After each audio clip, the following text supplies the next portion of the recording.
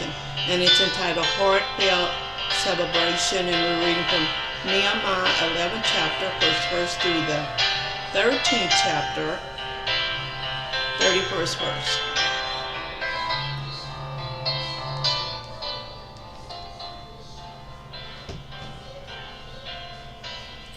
And this is October 21st, 2020 at 7:11 a.m. The 11th chapter says, the population of the city increased. Now,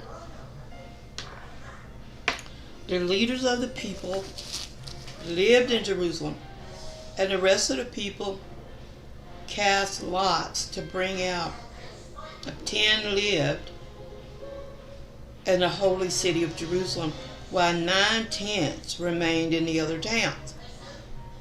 And the people blessed all those who willingly offered to live in Jerusalem. These are the leaders of the province who lived in Jerusalem, but in the town of Judah. All lived in their property and their towns of Israel, the priests, the Levites, the temple servants, the descendants of Solomon's servant. And in Jerusalem lived some of the Judahites, the Benjamites, the Judanites, Asher, son of son of Zechariah, son of Aram, the son of Zebub, son of Malach, and the descendants of Perez. And Asa, son of Bur, son of Kohath, son of Hasa, son of Adal, and Jerah, son of Zechariah, the son of Shilonites. All the descendants of Perez who lived in Jerusalem were 468 valiant warriors. And all are in the Benjamites: Salam, son of Surah, son of Zerah, son of Dam, Kerat, son of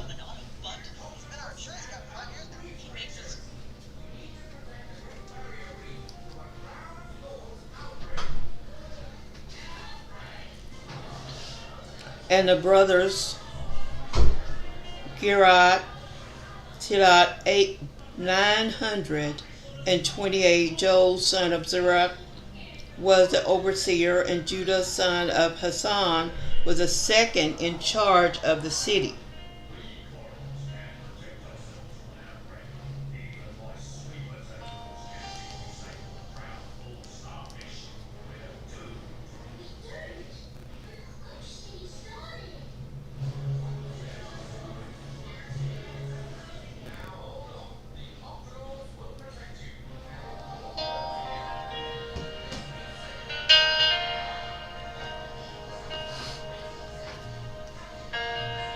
And these Benjamites: Saul, son of Malach, son of Joel, son of Peg, son of Kenan, son of Israel, son of Judah, and the brothers Gibeah, son 928. Joel, son of Zerah, was the overseer, and Judah, son of Hassan, was the second in charge of the city. Of the priests, Joah, Jabal, Hashon, son of Halak, Balak, son of Magosah, and their associates who worked of the house, 822, and Adal, son of Zerah, son of Peg, son of Amon, the son of Zechariah, son of Pashad, son of Ha, and the associates heads of ancestral houses, 222 of Amashad, son of Zerah, son of Ahad, the son of Meshamath, son of Emir, and their associates, valiant warriors, 128. Their overseers were Jabal, son Ahigabon, and the Levites: Shema, son of Haban, the son of Achor, son of Har, the son of Boni, and Shereboni and Zabdiah, the leader of the Levites who were over the outside work of the house of God, and Matthan, son of Meg, son of Zach, who was a leader, began the thanksgiving of prayer. And Badak, the second among the associates, Adak, son of Shemu, the son of Gal, Judah, all the Levites in the holy city were 284. The gatekeepers, Adak, Tamal, their associates who kept watch at the gates were 172. And the rest, Israel and the priests and the Levites, were all the city of Judah. All of them were in their inheritance. The temple of the servant lived in Opal. Zebra, Gippah were over the temple servants. The overseers of the Levites in Jerusalem was Reuel, Sambini, son of Henah, the son of Methah, son of Micah, of the descendants of As, the singers in charge of the works of the house of God. For there was a commander for the king concerning them, and settled provisions for the singers as were required every day. Pathal, son of Mishbal, and the descendants of Zerah, son of Judah, was the king's hand of all the matters concerning the people. And as for the village and their fields, and some of the people of Judah lived in Karbal and its village, in Dibon and its village, and Zagbalj and the village, Jabash and Modane, Bethpeg and Herzeram, Beersheba and its village, Zaklang and the village, and Iraq. The people in Jerusalem and also lived in Gabaa outward, in Meshbah, Anahazar, the village of the ancestors, and the certain divisions of the Levites in Judah were joined to Benjamin. I encourage you to go back and read the 11th chapter for yourself. Today's reading comes from the 11th chapter, the 12th chapter, and the 13th chapter. And now we're going to do the meditation, contemplation, and prayer. Now at the dedication of the wall of Jerusalem, they sought out the Levites and their place to bring them to Jerusalem to celebrate the dedication with rejoicing, with thanksgiving, and with singing, with cymbals, harps, and lyres. The company of the singers gathered together in their circuits around Jerusalem, and from the villages of Necopite. And that's Nehemiah 12th chapter, 28 and 27, 28 verse. This morning's contemplation is celebration is not the whole life or the discipline of the faithful. It requires supplication, correction by the rest of the balanced practice. But this world is radically unsuited to be to the heart of human person, and suffering and terror of life will not be removed no matter how spiritual we become.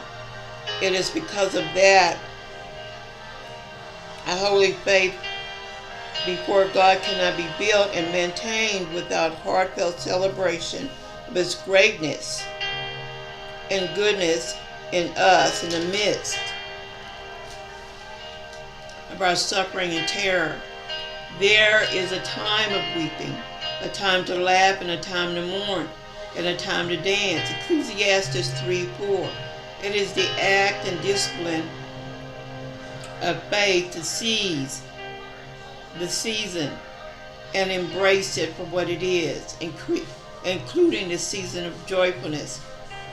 Certainly this seemed too headache to many of us, but we dishonor God as much by fearing and avoiding pleasure as we do by dependence upon living for it. This morning's question: when was the last time I had a spiritual celebration? Do I share this experience with others, or was I alone? Now, how comfortable am I with terms like exultation, praise, rejoice? Am I more prone to avoid pleasure, and do I depend too much on it? Closing prayer. Lord, thank you not only for the gift of celebration, but for giving us reason to celebrate. Thank you to rebuild or tear down, that become expressions of honor to you. Receive the celebration of my heart today as praise for you. Amen. Now, what is this Ecclesiastes 3?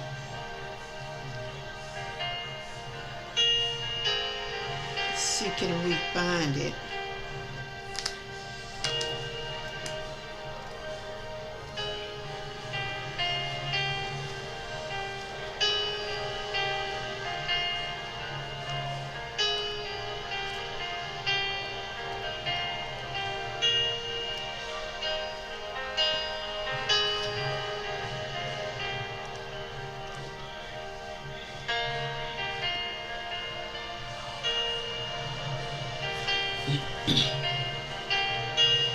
Ecclesiastes 3.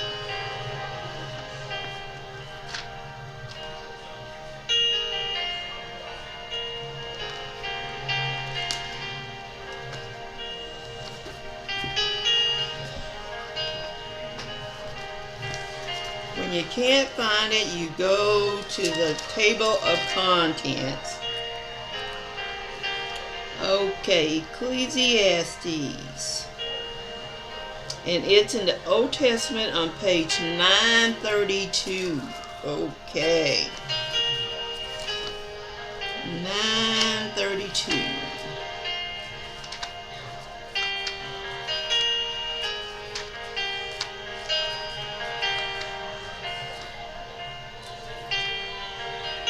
All right, Ecclesiastes. And what was that? It was the 3rd chapter of Ecclesiastes. Okay, let's see what that has to say.